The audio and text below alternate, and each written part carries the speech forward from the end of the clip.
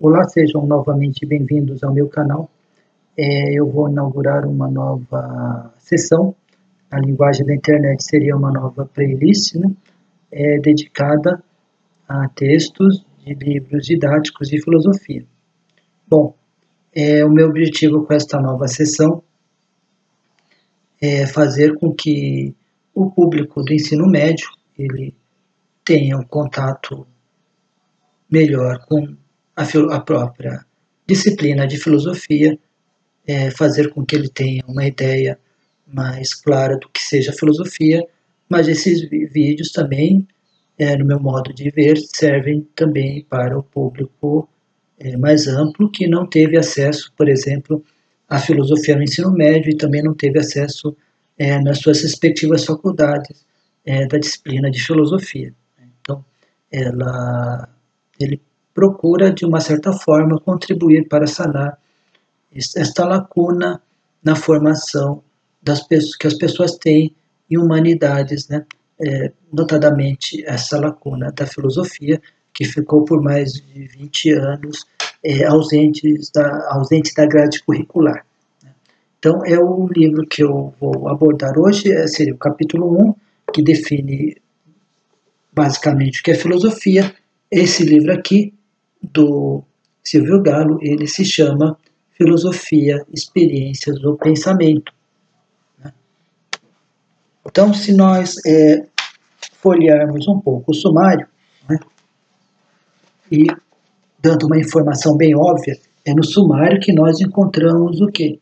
Quantos capítulos tem no livro, quantas partes o livro tem, se o livro é dividido em partes, né? Então, este livro didático, escrito pelo Silvio Galo, é um volume único, né? Ele é adotado por várias escolas públicas aqui do estado de São Paulo. É um dos livros que foram contemplados no PNLD, Programa Nacional do Livro Didático.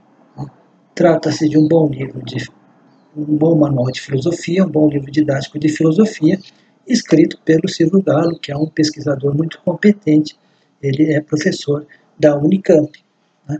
Então, se nós, voltando ao sumário, nós vamos ver que este livro é dividido em grandes 5 unidades. Como pensamos, unidade 1, unidade 2, o que somos, unidade 3, por que e como agimos, unidade 4, como nos relacionamos, unidade 5, problemas contemporâneos.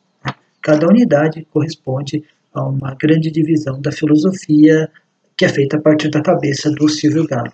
E cada unidade, por sua vez, é composta de 3 capítulos. Né? Então, eu vou abordar o capítulo 1 da unidade 1 neste vídeo. Bom, o capítulo 1 da unidade 1 deste livro, que seria o primeiro capítulo, não é? Já que é um livro dirigido ao público do ensino médio, ele vai dar uma ideia bem geral do que seria a filosofia. Ele vai procurar dar uma imagem aproximada do que é a filosofia, né? Para os jovens e para quem nunca teve contato com a filosofia. Então, o título do capítulo 1 é Filosofia, o que é isso? Mas, antes mesmo de nós entrarmos para esse capítulo, de nós adentrarmos esse capítulo, Filosofia, o que é isso? Né? Se vocês prestarem bastante atenção no título deste livro, Filosofia, Experiências do Pensamento, nós já vamos ter uma primeira ideia do que seria filosofia. A filosofia é um tipo de pensamento específico, né? Seria um pensamento filosófico. Nós vamos ver mais detalhadamente daqui a pouco o que seria esse tipo de pensamento, mas uma das características mais marcantes que o Silvio Galo procura dar ao pensamento filosófico é que ele faz experiência. Então, o que seria experiência? Vamos pensar da seguinte forma. Na nossa sociedade, nós temos valores que são constituídos, valores éticos, o bem, o mal, mesmo que as pessoas não saibam, né? O agir bem, o agir mal, o ser bom, o ser ruim. Há uma série de ideias também espalhadas pela sociedade. As pessoas se relacionam não só a partir dessas ideias, mas há relações interpessoais, as relações entre as pessoas e a natureza. né? Então tem várias práticas instituídas dentro dessa sociedade, né? A filosofia, quando nós pensamos que algo pode ser objeto da experiência do nosso pensamento, isso se dá da seguinte maneira, né? Então, muitas pessoas que são consideradas conservadoras, que elas têm um pensamento muito tradicionalista, né? Ou pessoas que são, entre aspas, conformadas, né? Elas dizem a seguinte forma, a seguinte coisa, né? As coisas são desse jeito, não adianta mudar, porque mudar também não vai trazer nada de benefício para as pessoas, então é melhor que as coisas continuem tais como são. Há coisas positivas, há coisas muito negativas na nossa sociedade. O que a experiência do pensamento procura fazer? Que tal nós imaginarmos uma outra forma de sociedade onde haja mais justiça? A experiência do pensamento também ela começa a interrogar por estes valores que são cristalizados, que são instituídos na nossa sociedade, né? Ou seja, será que é justo que uma pessoa que trabalhe para uma empresa levante muito cedo, todos os dias, pegue o transporte público lotado, mesmo em época de pandemia, trabalhe o dia inteiro e vai para casa no mesmo transporte lotado, tenha poucas opções de lazer, etc, etc, enquanto que pessoas que ocupam cargo maior na empresa, que ocupam cargo de direção, ganhem um salário muito maior que esse outro trabalhador e essas pessoas que ocupam cargo de direção na empresa, muitas vezes trabalham em casa, fazem home office, ou que elas, quando têm que se deslocar para a empresa, elas não precisam pegar transporte público, elas vão em carro, muitas vezes são carros importados. Será que essa diferença de salário é realmente justa ou não? Será que quando um homem ocupa o mesmo cargo que uma mulher, é justo que ele ganhe mais do que a mulher? Sim ou não? Né? Será que é verdadeiro aquele pensamento que diz que todo político é corrupto, é ladrão, que, portanto, para que a sociedade tenha algum tipo de melhora, é preciso que alguém eleito não seja um político, entre aspas, profissional, e, portanto, que seja alguém que não seja capaz de roubar, que não tenha tentação de roubar. Será que isso é realmente uma verdade ou não? Né? Ou isso tudo é uma grande mentira? O que é política? Né? O que é justiça? O que é o bem? O que é o mal? Né? O mal é só aquele que rouba uma pessoa, ou o mal é a desigualdade social.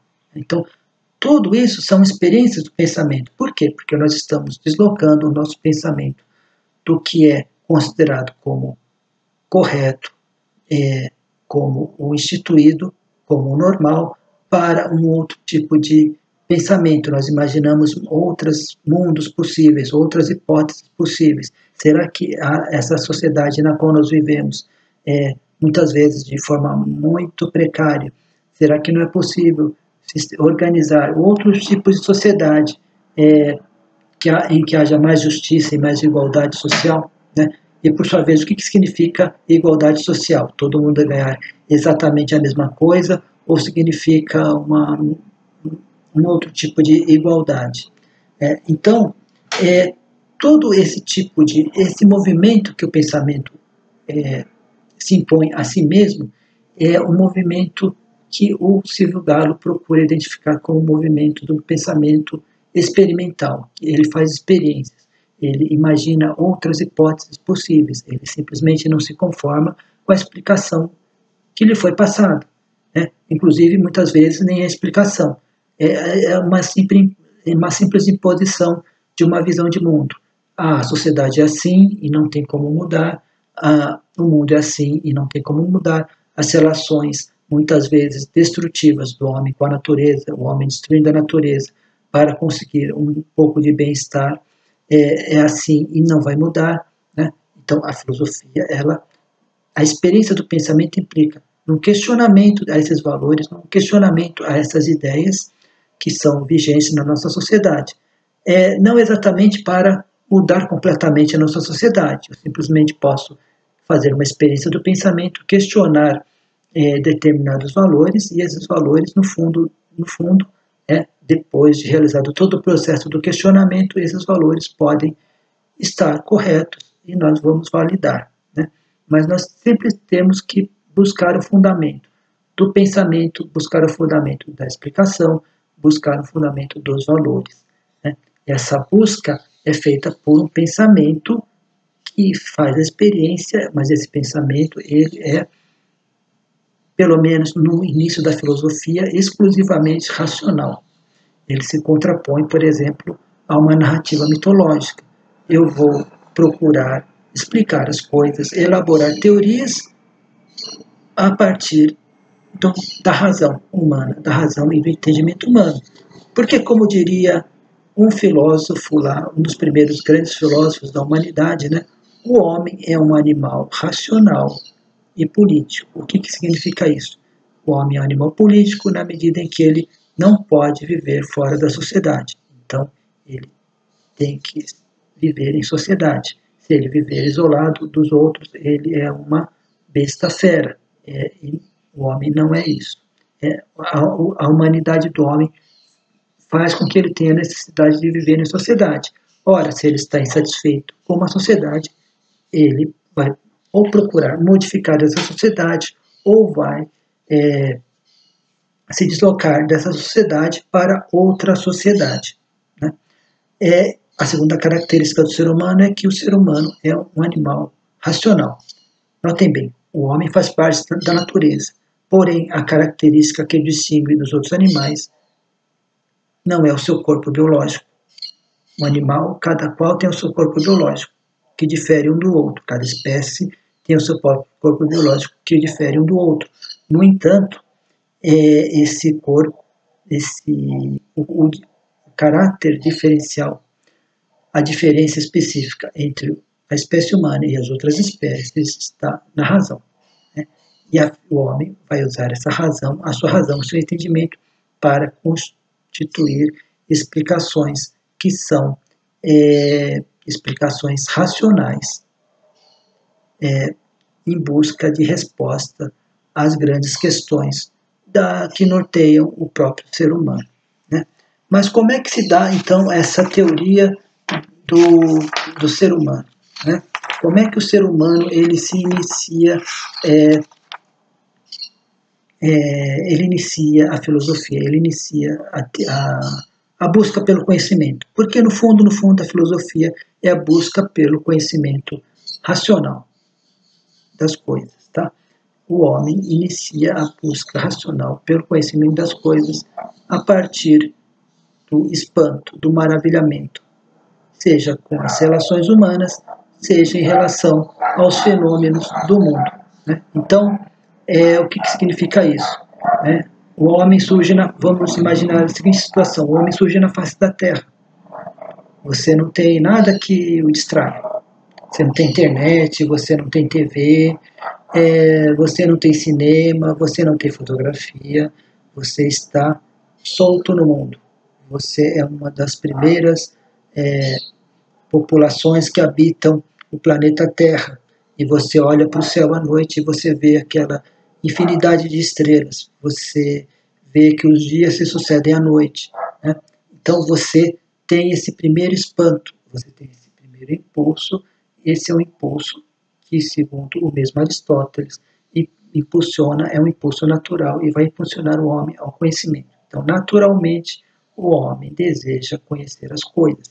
Conhecer as coisas, para a filosofia, é conhecer de forma racional, é não recorrer a narrativas que envolvam deuses, que envolvam explicações, ou narrações, ou histórias que resultem na origem do universo, como o universo surgiu, como o homem surgiu dentro deste universo. São explicações basicamente racionais. Então, essa que é a origem da filosofia. Então, iniciando o capítulo 1,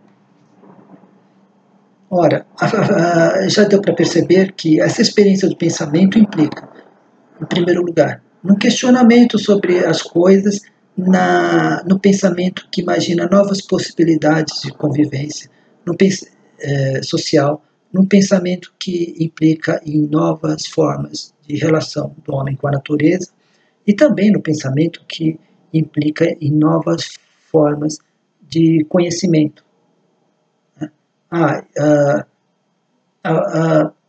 Os homens não estavam inteiramente satisfeitos com as narrações míticas. Eles procuraram, então, um outro tipo de conhecimento baseado mais no entendimento e mais na razão. Isso é um movimento filosófico. Né? Então, isso é uma procura por novos tipos de conhecimento. Então, a partir desse questionamento, o homem atinge novos tipos de conhecimento. Todo conhecimento racional é um conhecimento filosófico, em essência, a partir da origem da filosofia. Por quê? Porque quando a filosofia surgiu há muitos séculos atrás, no século VI a.C., não existia essa divisão entre as ciências, não existia física, química, biologia, sociologia, geografia, história, né? Então, a primeira tentativa de conhecimento racional é dado o nome de filosofia. Então, qualquer tipo de conhecimento racional é dado o nome de filosofia. O Silvio Galo, ele nos diz que a filosofia, né, ela implica também, não só ela traz como consequência não só uma mudança do pensamento, movimento do pensamento, mas ela é uma transformação do mundo e de si mesmo. Né? O que significa isso? Então, o Silvio Galo, ele dá um exemplo de um filme chamado 2001, Uma Odisseia no Espaço, né? Que retrata, por exemplo, os primeiros, lá no início do filme, ele retrata os primeiros seres humanos na face da Terra. Né? Então, as pessoas, elas têm que lidar com o medo. Então, o que significa o medo? O medo é uma paixão, um sentimento que está arraigado no ser humano. Ele é desperto quando o ser humano está passando por perigo. Né? Então, por que existia um medo muito grande no início da estada do homem aqui na Terra, nas primeiras civilizações? Porque o homem estava em meio a uma natureza, a um meio ambiente hostil. Ele tinha que construir algum tipo de abrigo para se proteger de outros animais, de outras espécies animais. Ele tinha que lidar com o perigo constante. Então ele estava com medo constante. Ele tinha que encontrar, elaborar algum tipo de ideia, fazer uma reflexão interna para que o medo se aplacasse. Isso implica uma transformação de si mesmo, dos seus sentimentos, das suas inseguranças. Né?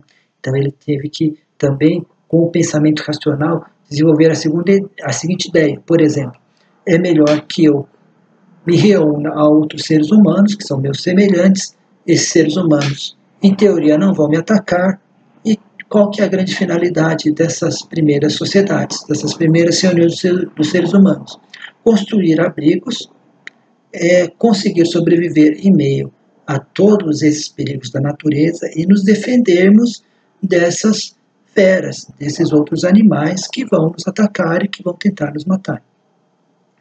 Então, essa é uma transformação do próprio ser humano, mas, ao mesmo tempo, há uma transformação do mundo.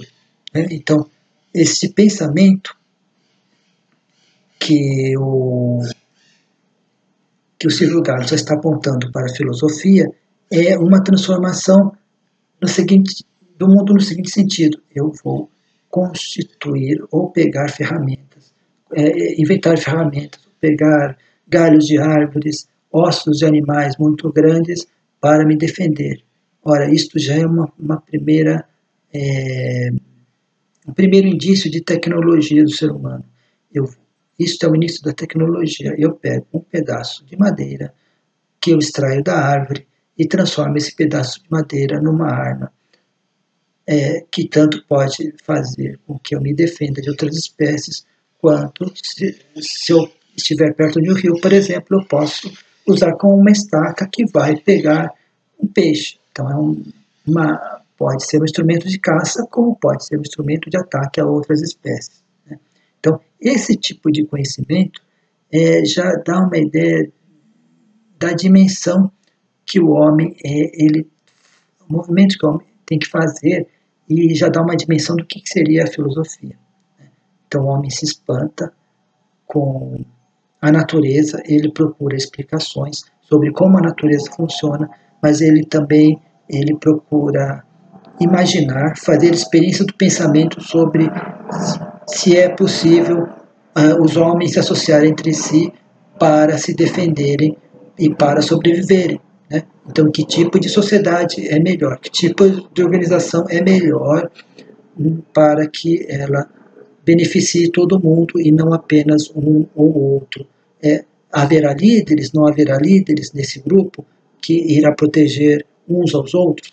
Né? Como é que eu devo confiar nos outros? Que tipos de valores estão envolvidos nas relações pessoais já desde o início? Né? Mesmo que isso não seja uma teoria desenvolvida, articulada em seus mínimos detalhes, isso já aponta para o caráter filosófico da própria espécie humana. Então, o homem é um ser que procura explicações sobre as coisas, ele é um ser que procura solucionar os problemas que ele enfrenta.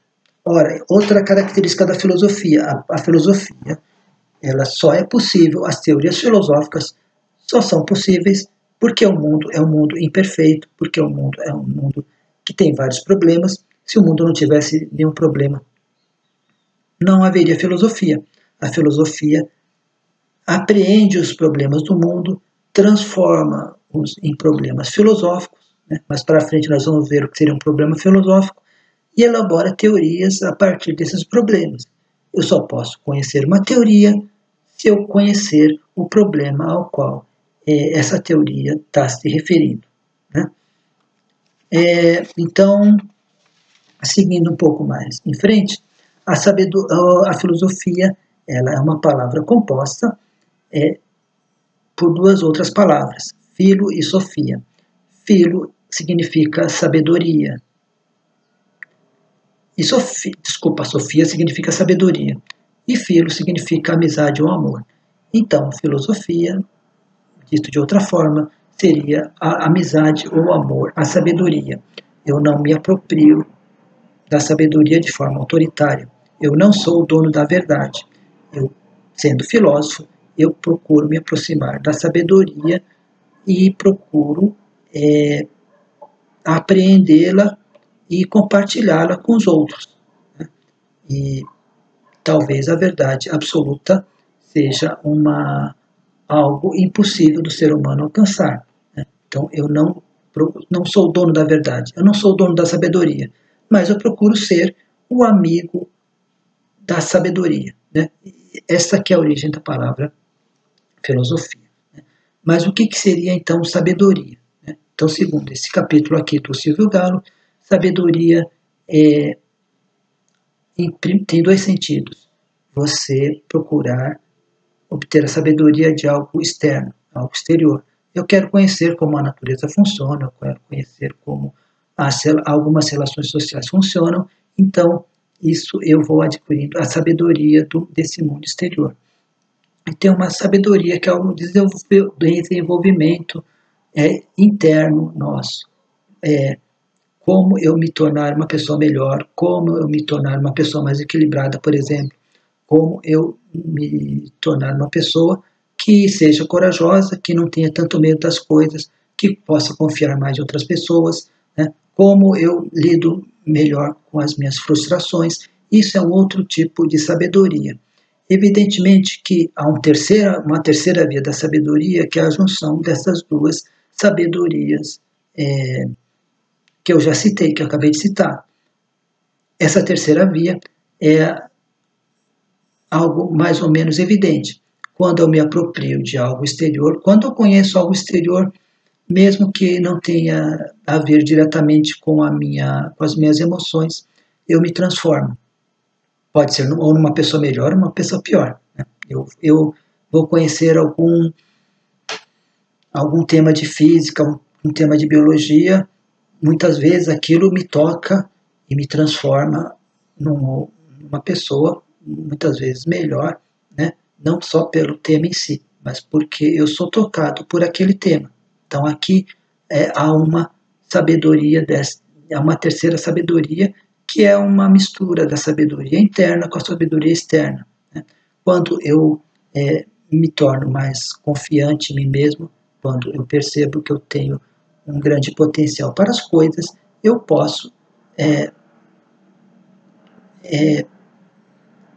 conseguir melhores resultados quando eu tento compreender alguma lei da física, alguma lei da natureza, que eu não conseguia compreender quando eu tento resolver algum problema externo que antes me parecia fora do alcance. Então, esse movimento da sabedoria interna com a sabedoria externa também constitui no pensamento filosófico, né? Eu vou fazer uma apropriação de algo externo, mas eu me transformo internamente. Eu vou querer saber o que é justiça para tal pensador, mas isso me faz conhecer não só o que é justiça para o Aristóteles, para o Platão.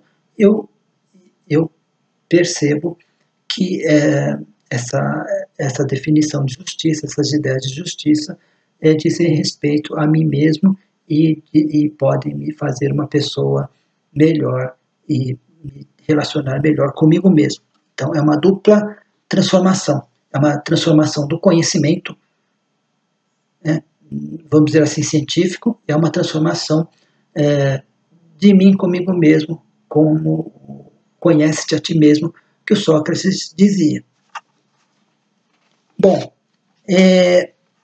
o Silvio Galo também ele vai falar das condições históricas que originaram o aparecimento da filosofia. Essas são condições, não são condições necessárias, mas são certas condições que predispuseram a civilização grega à filosofia, né? Evidentemente que várias outras civilizações talvez tivessem as condições idênticas à civilização grega e não desenvolveram a filosofia. É por isso que não são condições necessárias, são apenas condições prováveis, né? Mas a civilização grega, entre os séculos IX ao século VII, ela se expandiu pela Ásia Menor, pelo sul da Itália, né? A Ásia Menor, a maior parte que hoje representa a Turquia, o sul da Itália, a Sicília, ou seja, em outras palavras, eu não vou fazer aqui história, mas a civilização grega, neste período, ela se espalhou para além da Península Grega. E foi justamente nas colônias, então ela dominou vários povos, criou várias colônias. Nas colônias, mais notadamente da Ásia Menor, surgiram os primeiros filósofos. O primeiro filósofo, o primeiro pensador considerado como filósofo foi o Tales de Mileto. Nós temos o Pitágoras, o Heráclito, o Filolau, né? O que esses primeiros filósofos procuravam quais eram a origem do universo, qual era o fundamento da realidade, quais são os princípios gerais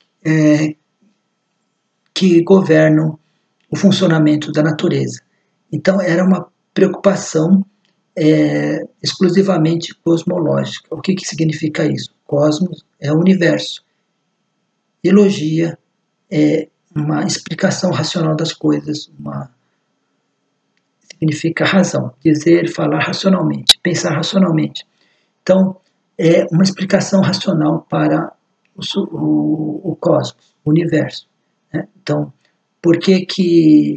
qual é a causa da mudança entre as coisas? Será que a mudança entre as coisas é o fundamento, né?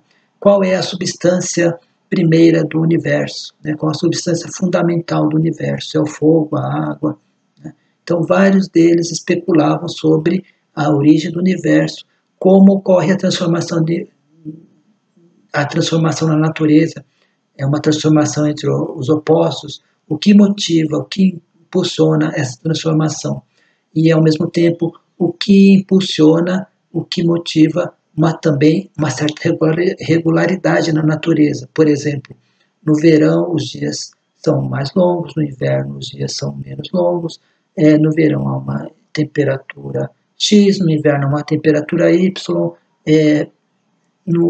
no verão chove, no inverno é seco. Então, a natureza também não só apresenta uma série de mudanças, mas também apresenta uma série de regularidades. Quais são os princípios que governam essa regularidade? Porque o dia se sucede à noite. Tudo isso são especulações feitas pelos primeiros filósofos chamados de pré-socráticos. Então, esses primeiros filósofos, eles se confundem com a própria ciência. Lembrando a vocês novamente, no início da filosofia não existia ciências naturais, não existia física, química, biologia, etc, etc. Então, astronomia, tudo era filosofia, porque qualquer explicação racional era dado o nome de filosofia. Tá? Então, esses primeiros cosmólogos, vamos dizer assim, eram os primeiros filósofos, identificados como os filósofos. Depois veio, a partir do Sócrates, não a preocupação, a natureza, o funcionamento da natureza continuou. No entanto, a preocupação com o ser humano, com a organização social, ela também passou a ser tão importante quanto a preocupação de como funciona a natureza. Né? Então, a partir do Sócrates, a pergunta clássica é: quem sou eu? O que é o ser humano? E com Platão e com Aristóteles, qual a melhor forma de organizar, de se viver em sociedade? Né? O homem é um ser social, portanto, ele aspira à felicidade maior que o homem tem é viver em sociedade, segundo Aristóteles. Né? Como é que ele vai viver nessa sociedade? Que tipo de sociedade ele vai viver? Então, é uma preocupação não apenas cosmológica, com relação ao universo e à natureza, mas também uma preocupação com o ser humano, antropológica. Antropos quer dizer homem, uma explicação racional sobre o homem, e se você explica sobre o homem, você vai explicar também, procurar explicações sobre a sociedade, porque o homem é um ser político. Político é sinônimo de ser social. Né? Nessas condições históricas que foram dadas, eu esqueci de dizer, todo o historiador da filosofia chama atenção para a civilização grega, que é uma civilização que influenciou, então, as colônias que ela tinha, né, com a cultura grega. A cultura grega é uma cultura muito potente na época da Grécia Antiga. A cultura grega ela é uma cultura pluralista, ela estimulava a pensar por si mesmo. Né? Então, é aquela velha ideia, né? Você, numa sociedade mais fechada, você não tem troca de ideias, as ideias não circulam. Numa sociedade mais plural, as pessoas têm mais condições de trocar ideias, porque a diferença é um fator positivo, não é um fator negativo. Né? Então, isso está posto em todos os historiadores da filosofia quando falam da origem da filosofia, que a cultura pluralista grega ela foi um dos fatores que impulsionaram o surgimento da filosofia. O estímulo a pensar por si mesmo também, que era, não sei se era exatamente assim, mas é apontado pelos historiadores como uma característica da civilização grega, e o gosto pela discussão e pela polêmica. Ora, quando a Grécia, na época do Platão, foi a primeira experiência democrática que se tem notícia. É claro que a democracia com inúmeras e inúmeras restrições. Eu não vou entrar aqui nesse mérito. Eu faço um vídeo apenas sobre a democracia grega e, por exemplo, a posição do Platão em relação à democracia grega. Mas a característica do gosto pela discussão e pela polêmica, o que ela implica? Ela implica que... Por que ela é boa para a filosofia? Porque na filosofia, a filosofia constitui uma experiência do pensamento, voltando lá para o título. Essa experiência do pensamento implica o movimento do pensamento. Você sai de um lugar que está constituído, que está instituído por toda a sociedade, que todo mundo fala que é aquele lugar que é o certo, e você vai levando seu pensamento para passear para outros lugares.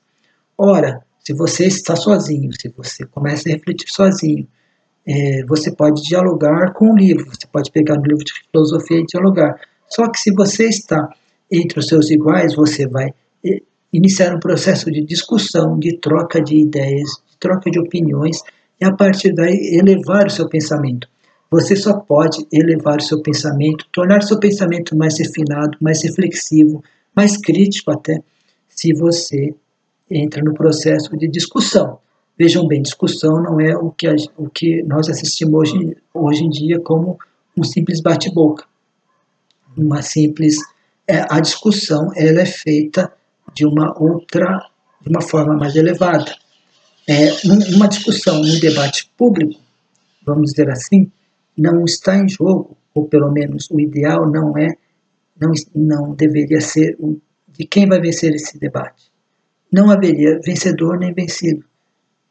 Todos nós evoluiríamos. Eu, por exemplo, o que é justiça? Eu tenho uma opinião sobre o que é justiça e vocês, cada um tem uma opinião sobre o que é justiça. Nós vamos fazer um debate cujo objetivo não é averiguar quem é o vencedor, mas cujo objetivo é fazer com que, da nossa opinião sobre o que cada um acha o que é justo, refinar o nosso pensamento e atingir um tipo de consenso ou atingir um tipo de verdade. E a verdade, ela é objetiva, ela não é subjetiva, ela é objetiva, e sendo objetiva e também sendo ciência, sendo conhecimento, ela é necessária.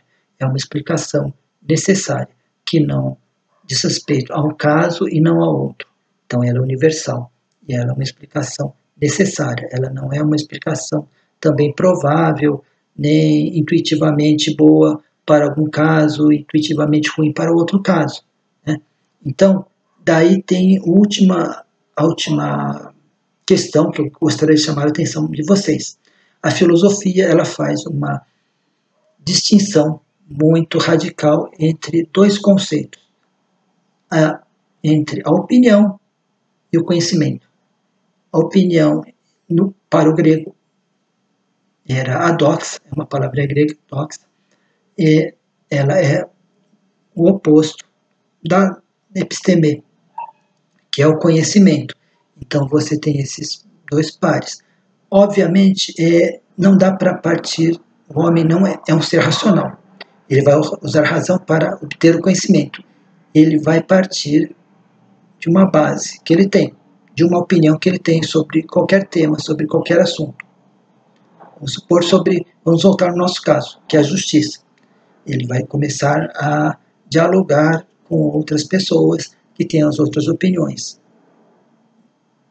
O objetivo não é que cada um fique com a sua opinião fechada em si mesmo. O objetivo é dialogar, mas o objetivo também não é vencer o debate. O objetivo é alcançar um outro patamar. Você sai do patamar da opinião e vai para o patamar do conhecimento. Esse processo de diálogo é o que a gente entende por dialética. Dialética pode parecer um palavrão, mas não é. É o diálogo com a finalidade de você sair do nível da opinião. Né? Hoje em dia, o nível da opinião são as redes sociais, ninguém quer sair do nível raso da opinião para elaborar, através de um pensamento racional, filosófico, elaborar um pensamento mais complexo, elaborado, e aí atingirmos ao conhecimento. Então, isto que encerra o capítulo 1. E eu agradeço a vocês, espero que dê tudo certo nesse vídeo, e até a próxima.